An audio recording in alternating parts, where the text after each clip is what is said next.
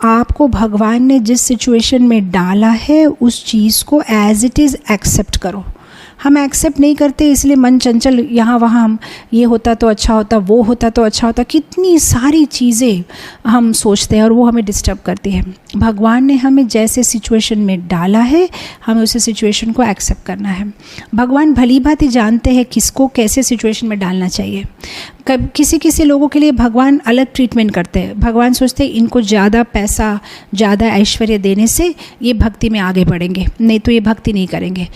कुछ लोगों के लिए भगवान ने ऐसा सोचा है कि इनको आर्थिक समस्या होनी चाहिए, क्योंकि अगर इनको आर्थिक समस्या नहीं हुई और इनको अगर सब कुछ अच्छा चला तो वो भोग में लग जाएंगे और मेरा नाम भूल जाएंगे। इनके लिए ये ट्रीटमेंट ज़रूरत है। वो एक डॉक्टर है, डॉक्टर को पता है, किसी को कहेंगे दही खाओ, किसी को कहेंगे दही बिल्कुल मत खाओ, सबको अलग अलग ट्रीटमेंट है। भगवान भली भांति जानते हैं क्या करने से आप उनके और पास आओगे, उस तरह का ट्रीटमेंट आपको देते हैं। इसीलिए किसी और से कंपेयर मत करो।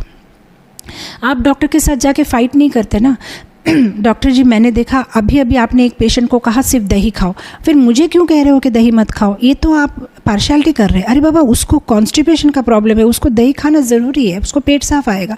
तुमको सर्दी है, तुम्हें दही नहीं खाना है। उसी तरह से भगवान किसी को कुछ, किसी को कुछ, सबको अलग अलग ट्रीटमेंट देते हैं। हमें किसी से कंपेयर नहीं करना चाहिए। इसको ऐसा क्यों, उसके लाइफ में ऐसा क्यों, इसके लाइफ में तो कोई प्रॉब्लम नहीं, मेरे लाइफ में बहुत सारे प्रॉब्लम है। एक्चुअली ये भौतिक जगत में सबके लाइफ में प्रॉब्लम है। ये दुखालयम अशाश्वतम, भगवद गीता में कृष्ण कहते हैं दुनिया ऐसे बनाया गया है। ओनली थिंग इस प्रॉब्लम के फ्लेवर अलग होते हैं। आपका स्ट्रॉबेरी फ्लेवर होता है, किसी का वेनिला फ्लेवर होता है, लेकिन प्रॉब्लम तो सबका होता है, फ्लेवर अलग होता है।